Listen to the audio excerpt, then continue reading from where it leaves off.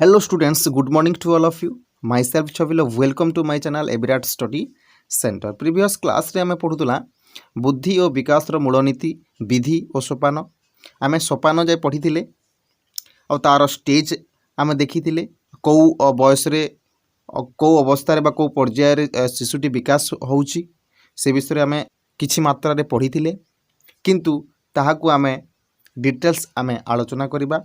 जड़े शिक्षार्थी 11 वर्ष बयस से प्राक कैशोरावस्था पदार्पण कर प्राक कैशोरावस्था कौट के देखो प्राक कैशोरावस्था हूँ 10 रु 14 वर्ष पर्यंत आम धरवा 12 रु 14 वर्ष पर्यंत आम धरवा।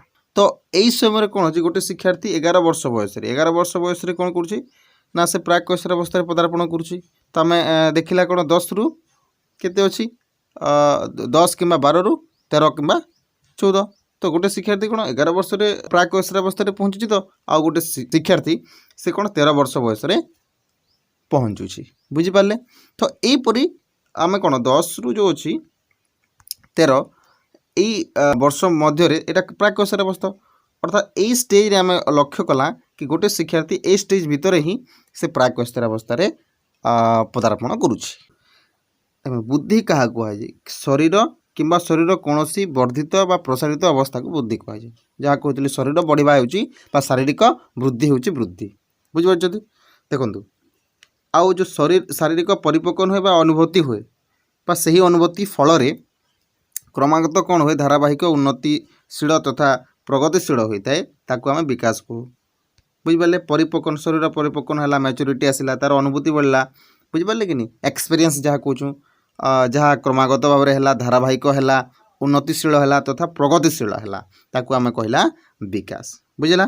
विकास कौन कले बुद्धि उपर निर्भर करे जदि वृद्धि हम ना ताहले विकास भी हो पार ना सॉरी एटा रंग गला बुद्धि हम ना ताहले विकास केबे हो पार ना। देखंतु आउ जो शिक्षार्थीर विकास अच्छी तार वंशगत गुण को आउ परिवेश को निर्भर करे एटा मन रखु यही सब जिनिस जो होता ही क्वेश्चन रे आसे बुझीपारे कि नहीं। बुद्धिर कौन विकास बुद्धि उपर निर्भर करे एटा भी क्वेश्चन आसीपे आउ जो शिक्षार्थीर विकास तार वंशगुण और परिवेश उपर निर्भर करे प्रभाव पड़ुची बुझीपारे कि नहीं से जिनिस आम मन रखा दरकार।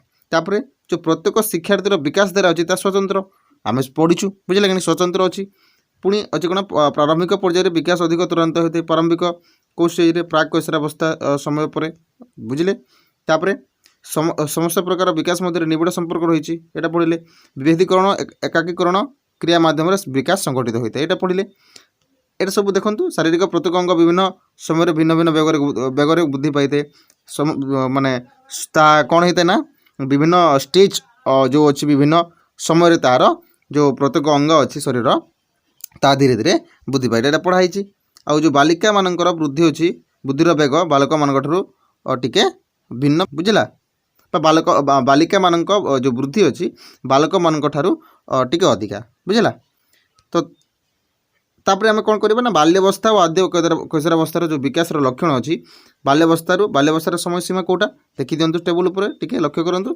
देखो बाल्यावस्था कैशोरावस्था ना यस आद्य कैशोरावस्था यही स्टेज रे कौन लक्षण देखा जाए यहाँ मन रखु यहाँ क्वेश्चन आस बुझे कि बाल्यावस्था प्राक कैशोरावस्था पर्यंत केते रु केते आम करवा 3 रु 14 वर्ष पर्यंत कौन लक्षण देखा जाए यहाँ मन रखु कौन लक्षण देखा जाए सेटा ही क्वेश्चन से आसो।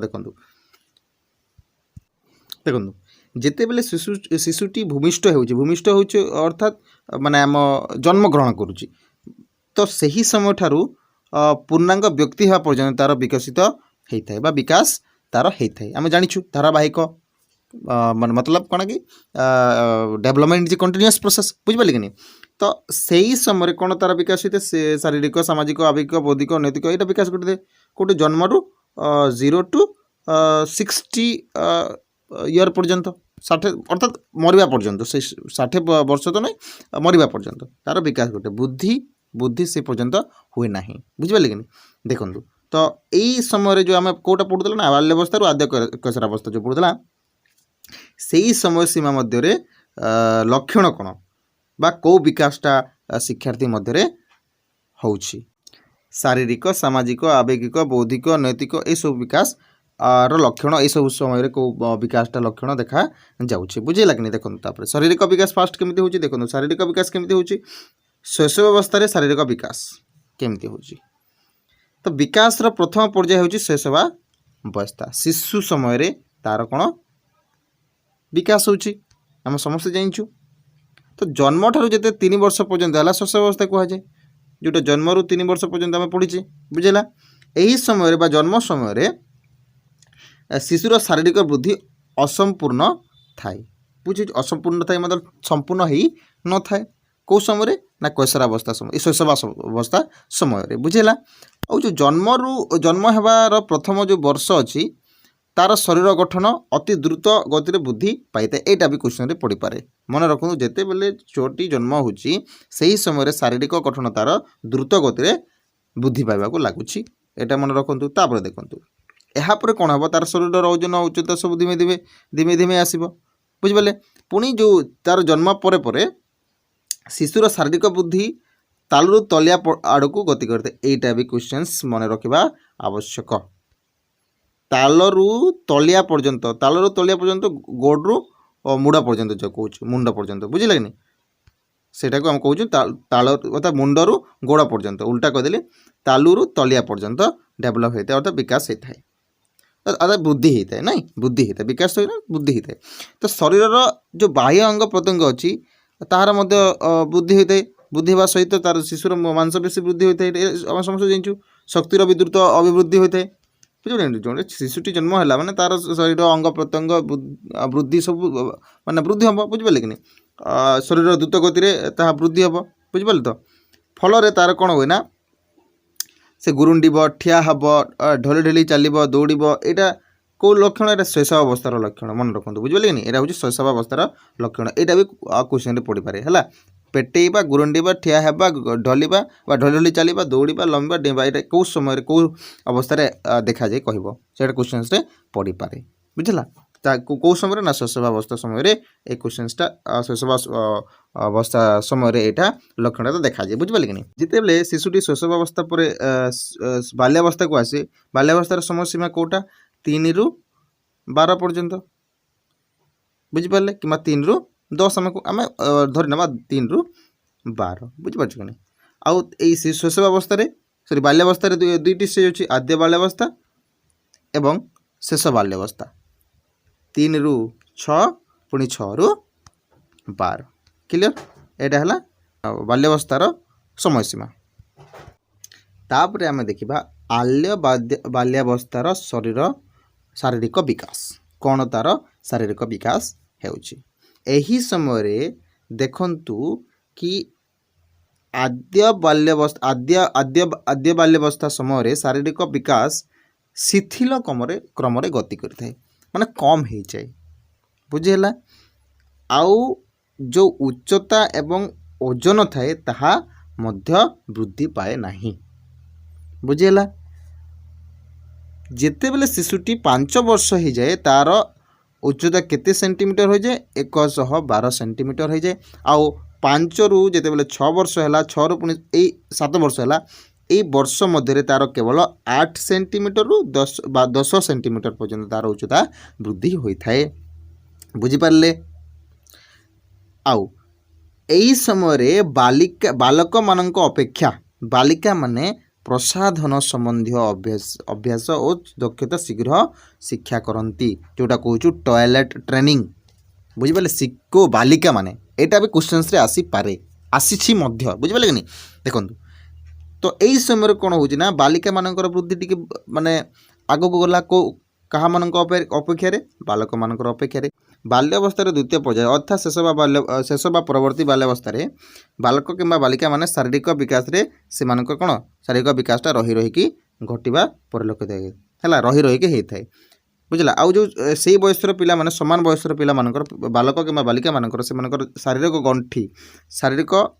ଗଣ୍ଠି ହେବା ତୁଳନାରେ ବା ଗଣ୍ଠି ହେବା ଅପେକ୍ଷା ହାତ ଗୋଡ଼ ଦ୍ରୁତ ଗତିରେ ବଢ଼ିଥାଏ ବା ଶକ୍ତ ହୋଇଥାଏ। ସେଇଥିପାଇଁ ସେମାନେ କ'ଣ ଦେଖାଯାଆନ୍ତି ଲମ୍ବା କିମ୍ବା ପତଳା ଦେଖାଯାଆନ୍ତି। ଲକ୍ଷ୍ୟ କରିଛନ୍ତି ଠିକ୍ ଅଛି।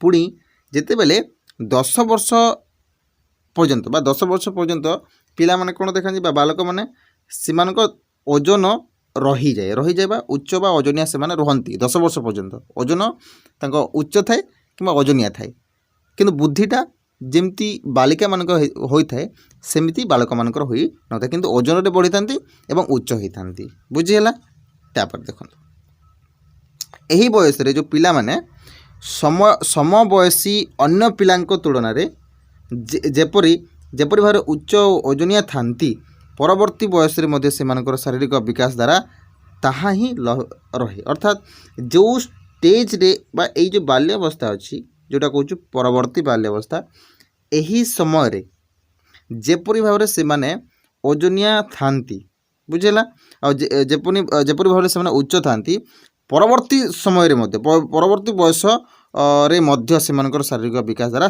ताहा ही रहे मन रखु बुझेला से पर ही रहे बुझेला नेक्स्ट जीवा देखंतु एही स्टेज रे बा एही समय सीमा भितर जो बालक बा बालिका माने अछंती से माने कोन करंती लेखा लेखी रे मन दियंती पाठ पढ़ारे जो कहूँ आम ताहा ध्यान दियंती आउ एही स्टेज रे मध्य एही समय सीमा रे मध्य गोटे पिला आउ गोटे पिला सहित बा शरीर सहित तार तुलना करबा आरंभ करि दिए तापर हम नेक्स्ट जीवा प्राक कैशोर अवस्था रे शारीरिक विकास प्राक कैशोर अवस्थार समय सीमा हला 10 रु 14 आउ एही समय रे शिशुटीर शारीरिक परिपक्वता देखा जाए केमती ए जो अछि तार जो लिंग भित्तिक कार्यकलाप तार लक्षण देखा जाए आउ एही समय रे तार यौनांग रे किछि परिवर्तन लक्षण देखा जाए जहा द्वारा कि संतान उपजाइबार क्षमता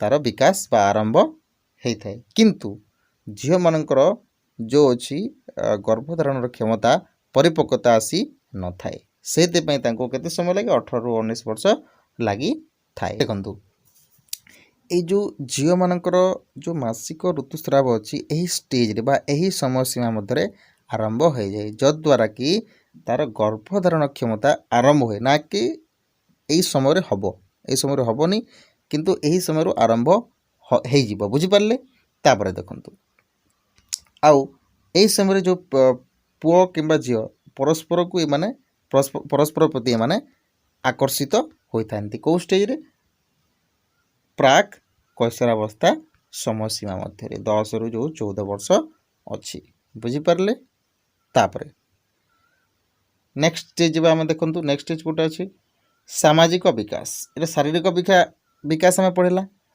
कि सामाजिक विकास केमती हुए देखो सामाजिक विकास अर्थ कौन सामाजिक विकास है कि शिशुटीर जो समाज रे तार आचरण केमिति किंबा शिशुर जो समाज अन्य मानक सहित संपर्क किपरि तार समाज रे कार्यकलाप अन्य जनक प्रति सम्मान किंबा तार कौन सी को प्रकार कार्यकलाप से देखा को प्रकार संपर्क रखुची से विषय में आम आलोचना करवाटा हूँ सामाजिक विकास देखो जो तार शेष अवस्था हो देखो शेष अवस्था से कौन कौन कि जो शिशुर सामाजिक विकासटा शेष अवस्था ही आरंभ होता है जन्मर जो प्रथम किसी मास मध्य शिशुटीर कौन होता है ना 5टी सरल आचरण देखा जाए कौन कि स्थिर दृष्टि निरीक्षण करवा देखिए आम जो शैशवावस्था समय स्थिर गोटे जो पदार्थ कि जिनस को सब कौन कर कौन सी मनुष्य को भी से कौन कर स्थिर भाव दृष्टिकर्षण कर माने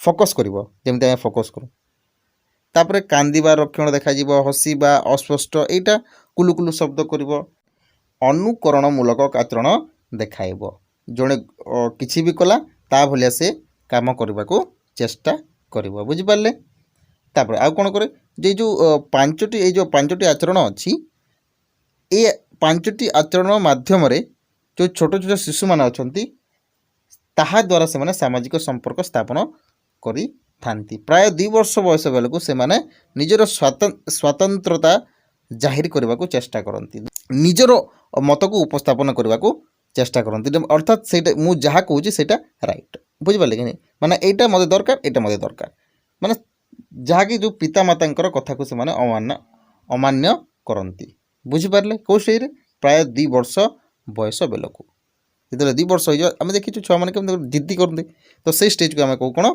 केशरावस्था है सॉरी शैशवावस्था तापर जितेबाला सामाजिक विकास को आद्य बाल्यावस्था होची से समय सामाजिक विकास केमिति होची देखंतु एही समय शिशु मानकर सामाजिक संपर्क गृह परिवार को साथी ता सहित परिवेश को एवं बाह्य परिवेश आड़ को संप्रसारित होता है केमती गृह को परिवेश को बाह्य परिवेश को संप्रसारित होता है बुझीपारे कथा आउ ଏହା ଫଳରେ କ'ଣ ହୋଇଥାଏ ବିଭିନ୍ନ ଯେଉଁ ଅଛି ସାମାଜିକ ମନୋବୃତ୍ତି ହୋଇଥାଏ ଦକ୍ଷତା ବଢ଼ିଥାଏ ଆଚରଣ ଶିକ୍ଷା କରିପାରେ ନାହିଁ 5 ଲୋକ ସହିତ ସେ କ'ଣ ମିଶିବ ତ ତାର କ'ଣ ହେବ ଶିକ୍ଷା ଲାଭ କରେ ଯେଉଁଟାକି ସାମାଜିକ ମନୋବୃତ୍ତି ବୃଦ୍ଧି ହେଲା ବୁଝିପାରିଲେ କି ନାହିଁ ଆଉ ଏ ଯେଉଁ ସାମାଜିକ ସମ୍ପର୍କ ବୃଦ୍ଧି ପାଇଲା ବା ପାଇବା ଫଳରେ ଯେଉଁ ପିଲାମାନେ ବା ବ୍ୟକ୍ତିମାନେ ଅଛନ୍ତି ତାହା ସେମାନଙ୍କୁ କ'ଣ କରେ ପିଲାଟା ଚିହ୍ନିବାରେ ଲାଗିଥାଏ ବୁଝିପାରିଲେ तापर देखंतु आउ तार समवयस पिला मानक सहित से खेलिबा फल तार कौन होते ना देवा नेबा अन्य साथी मानक सहित खेलना बांटी खेलिबा से मानक सहित प्रतियोगिता आरंभ करवा सहयोग करवा दलर नेतृत्व नेबा यही सब लक्षण देखा जाए आद्य बाल्यावस्था समय यहाँ क्वेश्चन रे पड़ी पारे कौ स्टेज कौटा लक्षण देखा जाए यहाँ टिके मन रखु बुझीपारे तापर देखंतु नेक्स्ट जी आम परवर्ती बा शेष बाल्यावस्था समय कौन हुए जीवनर यही समय सबुठारु आनंददायक स्मरणीय समय रही थाए बुझेला यही समय जो बाल्यावस्था समय शिशुटी सब बेले कौन आनंददायक बा खुशी अनुभव करते कहीं ना से तार सांग साथी मानक बा मेलर से सब बेले कटाई थाए समयटा जदि सांग साथी मानक सहित समय काटब ताहले आम कौन करवा ना पितामाता जो थांती से मानकर दुष्टि जत्न और सेवा नेबा आवश्यक पड़ जाए बुझीपारे तापर आई समय आम कौन करवा उचित ताकू विद्यालय शिक्षा देवा आरंभ करदेवा उचित सेटा हला निहाती आवश्यक बुझीपारे जद्वारा से कौन कर ना विद्यालय रहिले तार सामाजिक विकास आहुरी मजबूत हम बुझीला तापर जी आम नेक्स्ट को देखु यही स्टेज रे यही समय सीमा मध्य तार गोष्ठी चेतना जागृत होता है एवं दलबद्ध भाव खेलिबा कार्य करबा भ्रमण करबा को से पसंद करता है आउ प्रतियोगिता रे अंशग्रहण करिके निजर दल सहित बा निज दल को विजय करिबारे से जो अच्छी तार मर्यादा को कौन करते ताकू मर्यादा रखी थाए बुझेगा कि नहीं आउ सही समय तार से कौन करबा ना सही कष्ट को सहबा को भी पजघुंचा करे नाही बुझी होची आउ जो निज दल प्रति जो आनुगत्य अच्छी ताहा एठी प्रकाश होता है जेहेतु से दलगत भाव में कार्य करते ताहार कौन डेभलप हो तार कौन विकास ना सहयोगी भाव सहानुभूति दया क्षमा ममता स्नेह आत्मत्याग से सबू गुण देखा मिले बुझीपारे से आम कौन करवा उचित कि ना ताकू विद्यालय रे छाड़वा उचित कहीं से उचित शिक्षा कौट लाग पाइब माने विद्यालय ही पाइब जदि ताकू आम कौन करवा बाहर छाड़ीदेवा तार कौन से प्रकार जो लक्षण अच्छी जो लोक मान सहित जो पिला मान सहित जो अच्छा खराब आचरण अच्छी से सहित जदि सांग हम से प्रकार हो जदि विद्यालय रे रहिबो विद्यालय जो नीति नियम अच्छी से मानि पार बुझेगा तो नेक्स्ट जी देखु प्राक कैशोरावस्था सामाजिक विकास प्राक कैशोरावस्था सामाजिक विकास किपरि होता देखो जो दलगत जो मनोभाव जो पिलांकर थाए तार परिवर्तन घटी थाए केमती जो दुस्साहसिक किंबा उत्तेजनापूर्ण कार्य करिबा दुष्टामी करिबा निज कार्य प्रति अन्य मानकर दृष्टि आकर्षण करिबा एही सब प्रकार कौन होता है तार लक्षण देखा मिली थाए तेणु ताकू कौन करवा कथा संगठन किंबा जो दलगत कार्य अति ताहा समयर उपयोगी किंबा समयर अनुमोदित मार्ग रे परिचालित करने आवश्यक बुझेगा कहीं तार यही स्टेज रे दलगत मनोभाव द्रुत गति बढ़ी थाए बुझीपार आउ यही अवस्था प्रत्येक पिला साधारणतः सामाजिक प्रतिष्ठा निज दलर सहयोग स्वीकृति आदर स्नेह ममता आशा କରିଥାନ୍ତି। ଅବଭିୟସ୍ଲି ଗୋଟେ ଦଳ ଅଛି କାହିଁକି ସେ ଦଳଗତ ମନୋଭାବ କରିଥାଏ, ମାନେ ପିଲାମାନଙ୍କର ତା ସମବୟସର ପିଲାମାନଙ୍କ ସହିତ ରହିବାକୁ ଚେଷ୍ଟା କରିଥାଏ, ତାର ଦଳକୁ ସେ ଜିତେଇବା ପାଇଁ ଚେଷ୍ଟା କରିଥାଏ, ତା ଦଳକୁ ଉନ୍ନତି ବା ବିଜୟ କରିବାକୁ ଚେଷ୍ଟା କରିଥାଏ। ସେଇଥିପାଇଁ ସେ କ'ଣ କରିଥାଏ ନା ଦଳଗତ ବା ଦଳରେ ରହିବାକୁ ସେ ସବୁବେଳେ ଚେଷ୍ଟା ରହିବାରେ ସେ ଚେଷ୍ଟା କରିଥାଏ। ବୁଝିପାରିଲେ? ତାପରେ ନେକ୍ସଟ ଯିବା ଆମେ ଦେଖନ୍ତୁ ଆବେଗିକ ବିକାଶ। ତ ଆବେଗିକ ବିକାଶ କହିଲେ କ'ଣ କି ଶିଶୁଟିର ବା ଶିକ୍ଷାର୍ଥୀର କ'ଣ ଡେଭଲପ୍ ହେବ? ବିକାଶ ହେବ ଆନନ୍ଦ ନେବା, ସ୍ନେହ କରିବା, ପ୍ରେମ କରିବା, ଅନୁରାଗ କରିବା, ପ୍ରୀତିକର ଆବେଗ ଦେଖାଇବା କିମ୍ବା କ୍ରୋଧ ହେବା, ଭୟ ହେବା, ଈର୍ଷା ହେବା, ଏଇଟା ହେଉଛି ଆବେଗିକ ବିକାଶର ଲକ୍ଷଣ। ଦେଖନ୍ତୁ କେଉଁ ସମୟରେ କ'ଣ ଲକ୍ଷଣ ହୋଇଥାଏ ତାର। ଦେଖନ୍ତୁ ଜନ୍ମ ସମୟ ଯେତେବେଳେ ହେବ ତାର ଅନିର୍ଦ୍ଦିଷ୍ଟ ସାମଗ୍ରିକ ଏବଂ ବିକ୍ଷିପ୍ତ ବ୍ୟବହାର ଦେଖାଯିବ। ଯେତେବେଳେ ଜନ୍ମ ସମୟ ଆସିବ ବା ଜନ୍ମ ହେବ ଯେଉଁ ସମୟରେ ସେ ସମୟ ଅନିର୍ଦ୍ଦିଷ୍ଟ ଏବଂ ସାମଗ୍ରିକ ବିକ୍ଷିପ୍ତ ବ୍ୟବହାର ଦେଖିବ। ଅନିର୍ଦ୍ଦିଷ୍ଟ ମାନେ କେମିତି କରିବ? ହାତକୁ ଚୁମିବ, ଏମିତି ସେଟା ଦେଖାଯାଏ ନା। ଠିକ୍ 3 ମାସ ସମୟରେ କ'ଣ ହୁଏ ନା କ୍ଲେଶ କିମ୍ବା ତାର କ'ଣ ହୁଏ ନା ଆନନ୍ଦ ନିଏ। କ୍ଲେଶ ବି ହୋଇଥାଏ ତା ସହିତ ଆନନ୍ଦ ବି ନେଇଥାଏ। 6 ମାସ ସମୟରେ ଭୟ କରିଥାଏ, ବିରକ୍ତ ହୋଇଥାଏ, ଅସନ୍ତୋଷ ପ୍ରକାଶ କରିଥାଏ। 6 ମାସ ସମୟରେ କ୍ରୋଧ, କ୍ଲେଶ, ଏଇଟା ଟିକେ ମନେ ରଖନ୍ତୁ। ବୁଝିଲା କି? କେଉଁ ଷ୍ଟେଜ୍ରେ କ'ଣ ହେଉଛି? 12 ମାସ ବା ଯେଉଁ ଗୋଟେ ବର୍ଷରେ କ'ଣ ହୋଇଥାଏ ତାର ଭୟ, ବିରକ୍ତି, କ୍ରୋଧ, ଈର୍ଷା, ଆନନ୍ଦ, ସ୍ନେହ, ପ୍ରେମ, ଛୋଟମାନଙ୍କ ପ୍ରତି ମମତା, ଏଇସବୁ ଜିନିଷ 12 ମାସରେ ଗୋଟେ ବର୍ଷ ହେଲା ପରେ ବା 12 ମାସରେ ତାହା ଡେଭଲପ୍ ହୁଏ, ବିକାଶ ହୁଏ। 18 ମାସ ବୟସ ପର୍ଯ୍ୟନ୍ତ ତାର କ'ଣ ହେବ? ଭୟ, ବିରକ୍ତି, କ୍ରୋଧ, ଈର୍ଷା, ଆନନ୍ଦ, ସ୍ନେହ, ପ୍ରେମ, ଛୋଟମାନଙ୍କ ସହିତ ପ୍ରେମ, ଏଇଟା ସେମ୍ ଷ୍ଟେଜ୍ ହେବ। ହେଲା, ଆଉ ଏଇ ଯେଉଁ ଅଛି 12 ମାସରୁ 2 ବର୍ଷ ପର୍ଯ୍ୟନ୍ତ, ଗୋଟେ ବର୍ଷରୁ 2 ବର୍ଷ ପର୍ଯ୍ୟନ୍ତ ଏଇଟା ସମାନ ଷ୍ଟେଜ୍ରେ ସେ ଗତି କରିବ। ଯେତେବେଳେ 5 ବର୍ଷ ବୟସ ହେଇଯିବ ତାର କ'ଣ ହିଂସା କରିବ, ସେ ଦ୍ୱେଷ ଭାବ ଦେଖାଇବ, ଉତ୍କଷ୍ଟ ହେବ, ଲଜ୍ଜା ହେବ, ସେ ଲଜ୍ଜା କରିବ ଗୋଟେ ଜିନିଷକୁ। ବୁଝିପାରିଲେ କି? ତ ଏଇଟା ଟିକେ ମନେ ରଖନ୍ତୁ। ବୁଝିପାରିଲେ? ଏଇଟା ମନେ ରଖିବା ନିହାତି ଆବଶ୍ୟକ। ଯେମିତିକି କେଉଁ ଷ୍ଟେଜ୍ରେ କ'ଣ ହୁଏ ଏଇଟା କ୍ୱେଶ୍ଚନ୍ରେ ପଡ଼ିଥାଏ। ତାପରେ ଦେଖନ୍ତୁ ବାଲ୍ୟାବସ୍ଥାରେ ସେ ତ କ'ଣ କରୁଛି ନା ହିଂସା, ଦ୍ୱେଷ, କ୍ରୋଧ, ଲଜ୍ଜା ଏସବୁ ବିକଶିତ ହେଉଛି ବାଲ୍ୟାବସ୍ଥା ସମୟରେ। ଯେତେବେଳେ 5 ବର୍ଷ ହେଇଯାଉଛି, 3ରୁ ଯେଉଁ ବାଲ୍ୟାବସ୍ଥା ଅଛି 12 ପର୍ଯ୍ୟନ୍ତ ତାର ସେ କ'ଣ ହେଉଛି? ହିଂସା, ଦ୍ୱେଷ, ଉତ୍କଷ୍ଟ, ଲଜ୍ଜା ହେଇଯାଉଛି ନା। ଏହା ବ୍ୟତୀତ ଯେଉଁ ଶୈଶବାବସ୍ଥାରେ ସେ କ'ଣ ହୁଏ ନା କ୍ଲେଶ କରେ, ଆନନ୍ଦ କରେ, ଭୟ କରିଥାଏ, ବିରକ୍ତି ହୋଇଥାଏ, ବିରକ୍ତ ହୋଇଥାଏ, କ୍ରୋଧ କରିଥାଏ, ଅନୁରାଗ, ତାର ସ୍ନେହ, ପ୍ରେମ, ଈର୍ଷା, ମମତା ଏସବୁ ଯେଉଁ ବାଲ୍ୟାବସ୍ଥା ସମୟରେ ତାହା ପରିଲକ୍ଷିତ ଦେଖାଯାଏ। ବୁଝିପାରିଲ? ତାପରେ ଯିବା ଆମେ ନେକ୍ସଟ ଯିବା। ଦେଖନ୍ତୁ ମୁଁ ଟିକେ କହିଦେଉଛି, ଏଇଟା ପଢ଼ନ୍ତୁ। ବୁଝିପାରିଲେ କି? ଏଇଟା ପଢ଼ିଲେ କ'ଣ ହେବ ନା ଏଇଟା ଯେଉଁ ମାର୍କ କରିଦେଉଛି ଏଇଟା ମାନେ ଅର୍ଥାତ୍ ଯେଉଁ ମାର୍କ କରୁଛି ତାହା ଆବଶ୍ୟକ ପଡ଼ିବ। ବୁଝିଲା କି? କ୍ରୋଧ କେଉଁ ସମୟ ସୀମାରେ ହେଉଛି? 6 ମାସରୁ ଆରମ୍ଭ ହେଇଯାଉଛି। 6 ମାସରୁ ସିଧା ମରିବା ପର୍ଯ୍ୟନ୍ତ। କ୍ରୋଧ କଲେ କ'ଣ କରିବ ନା ଗୋଇଠା ମାରିଦେବ, ଅନ୍ୟକୁ ଭିଡ଼ାଭିଡ଼ି କରିବ, ଅନ୍ୟ ପିଲାମାନଙ୍କୁ ଛେପ ପକାଇଦେବ, ଚୁଟି ମାନେ ଭିଡ଼ି ପାରେ, ଏସବୁ ହେଲା ତାର ଲକ୍ଷଣ। ପୁଣି ଆମେ ଯିବା କ'ଣ ଭୟ କେଉଁ ସମୟରେ ହେଉଛି? ଦେଖନ୍ତୁ ଭୟଟା ଏଠି ଦେଇଛି 6 ବର୍ଷରୁ 13 ବର୍ଷ ମଧ୍ୟରେ ଭୟ କରିବା ଶିଖିଥାଏ। କେମିତି ଭୟ କରିବ ନା ଦେଖନ୍ତୁ ଯେଉଁ କ'ଣ ଘଡ଼ଘଡ଼ି ଶବ୍ଦ ହେଲା, କୁକୁର ଭୁକିଲା, ଏସବୁ ଭୂତକୁ, ପ୍ରେମକୁ, ଏଇଟା ସବୁ କ'ଣ 6 ବର୍ଷରୁ 13 ବର୍ଷ ବୟସ ମଧ୍ୟରେ ତାର ଆରମ୍ଭ ହେଇଯାଉଛି। ହେଲା, ତାପରେ ଆମେ ଯିବା ଅନୁକରଣ କେମିତି କରିବ? ଯେଉଁ ବସ୍ତୁଟି ଅଛି ବା ପ୍ରାଣୀ ଅଛି ବା କୌଣସି ବ୍ୟକ୍ତିକୁ ସେ କ'ଣ କରିବ? ଶିଶୁଟି ଭୟ ତ କରୁଛି କିନ୍ତୁ ତାହା ସହିତ ଯେଉଁ ସାଙ୍ଗସାଥି ହେଲା, ଭାଇ ଭଉଣୀ ହେଲା, ପିତାମାତା ହେଲା, ଏଇମାନେ କିପରି ତା ସହିତ ବ୍ୟବହାର କରୁଛନ୍ତି ତାହାକୁ ସେ ପ୍ରଦର୍ଶନ କରିକି ବା ଦେଖିକି ସେ ଅନୁକରଣ କରିବ। ତାପରେ ସେ ଶିଖିବ ନା କି ନା ଏଇଟା ଭୟ ମାନେ ଏହାକୁ ଭୟ କରିବାର ଆବଶ୍ୟକ ଅଛି ନା ନାହିଁ। ହେଲା, ତାପରେ ଆମେ ଯିବା ଟିକେ ସ୍ନେହ କେଉଁ ସମୟରେ କେମିତି କ'ଣ? ସ୍ନେହ ହେଉଛି ଗୋଟେ କ'ଣ ସକାରାତ୍ମକ ଆବେଗ, ଏଇଟା ଆମେ ସମସ୍ତେ ଜାଣିଛୁ। କ୍ରୋଧଟା କେମିତି?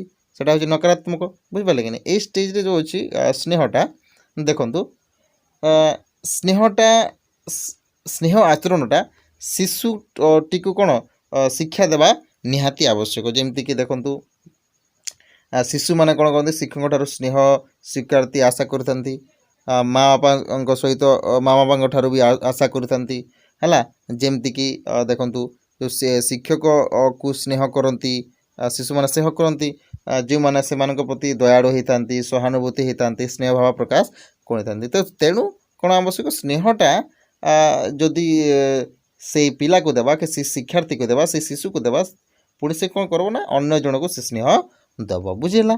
ତାପରେ ଏଠି କ'ଣ ହୁଏ ନା ଈର୍ଷା ବି କରେ ଶିଶୁ। କ'ଣ ଅବଭିୟସ୍ଲି ଈର୍ଷା କରିବ, ଯେମିତି ଫିଙ୍ଗା ଫିଙ୍ଗି କରିବା, ଚିଡ଼େଇବା କଣ୍ଢେଇ ଭାଙ୍ଗିବା ନଖ କାମୁଡ଼ିବା ଏସବୁ ଜିନିଷ କ'ଣ କରିଥାଏ ନା ତାର ईर्ष्या करदे से बुझिपारे। पुणी तापर आप देखीदे जो अच्छी प्राक कैशोरावस्था समय आवेगिक विकास केमती होगा देखो कौन कर प्राक कैशोरावस्था समय ये कौन कर रुषिब हठात रागिज टिकी कथार कांदी पकेब ये सब लक्षण देखा प्राक कैशोरावस्था बुझिपारे। तापर देखु तापर है तो ये जो आम पढ़ला ये समय देखु ये समय कौन होता है ना केवल जो से शिशुटी को आम बुझाई ताकू आम चुप करे पारिबा किंतु तार जो ईर्षा भाव रहिबो जो प्रकार कौन ना जो रुषिबा हठात रागी जावा टिके कथार से कांदी पकेब ये सब लक्षणटा देखा किंतु ताकू बुझे पारिबा से लक्षणटा रहिबो बुझिपारे कि नहीं। तो यही सब लक्षण को आम जदि कौन ताकू दूरेबा चाहिए ताकू आम कौन करवा विद्यालय परिसर में आम ताकू बा श्रेणी गृह ताकू आम प्रवेश करवा आवश्यक किंबा तो सहित आम भल परिवेश रे ताकू रखेबा आवश्यक। ओके स्टूडेंट्स तो एटा थिला आमर आवेगिक विकास सामाजिक विकास। तो आम नेक्स्ट पढ़ा आम बौद्धिक विकास बुझे यही चैप्टरटा आम सब कंप्लीट करवा तापरे आम मल्टीपल चॉइस को जीवा। ओके स्टूडेंट रोची धन्यवाद।